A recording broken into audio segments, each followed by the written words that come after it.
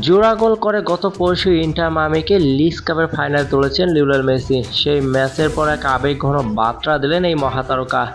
ভেনেজুয়েলার বিপক্ষে ম্যাচটা আর্জেন্টিনার মাঠে বিশ্বকাপ বাছাইয়ের শেষ ম্যাচ তার। সব মিলিয়ে এটা হতে পারে নিজ দেশের মাঠে শেষ খেলা তার। এই ম্যাচে উপস্থিত থাকবেন মেসি ও তার পরিবারের স্বজনরা। আগামী 5ই সেপ্টেম্বর বাংলাদেশ সময় ভোর 5:30টায় বুয়েনোস আইরেসে মনুমেন্টাল স্টেডিয়ামে ভেনেজুয়েলার বিপক্ষে মাঠে নামবে বর্তমান চ্যাম্পিয়নরা। নিজ দেশে মেসির সম্ভাব্য বিদায়ী ম্যাচকে ঘিরে আবেগঘন পরিস্থিতি তৈরি হয়েছে আর্জেন্টিনায়। টিকিট কেনার হুড়োহুড়ি লেগে গেছে।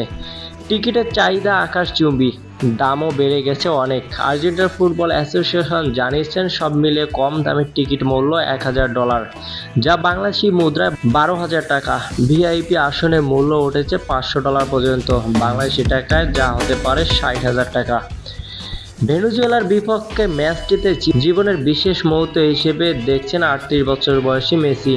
এটা আমার জন্য খুব বিশেষ এক ম্যাচ হতে যাচ্ছে। জানি না এরপর আর্জেন্টিনা আর কোনো ম্যাচ হবে কিনা, তাই আমার পরিবার, স্ত্রী, সন্তান, ভাই, বাবা, মা আর স্ত্রী পুরো পরিবার উপস্থিত থাকবে। আমরা একসঙ্গে উপভোগ করব। এরই মধ্যে 2026 বিশ্বকাপের মূল পর্বে জায়গা নিশ্চিত করেছে বর্তমান চ্যাম্পিয়ন আর্জেন্টিনা। সব ঠিক থাকলে সে টুর্নামেন্টে খেলবেন মেসি। তবে বিশ্বকাপের পরবর্তী ভবিষ্যৎ নিয়ে তিনি এখনও কোনো নিশ্চয়তা দিচ্ছেন না। তবে বয়সে তার ফিটনেস সব মিলিয়ে 2030 সালে বাছাই তাকে দেখা যাওয়ার সম্ভাবনা খুবই কম। ভেনেজুয়েলার পর 10ই সেপ্টেম্বর ইকুয়েডরের মাঠে 2026 বিশ্বকাপের বাছাইয়ের শেষ ম্যাচে খেলবে তিনবারের বিশ্ব চ্যাম্পিয়নরা।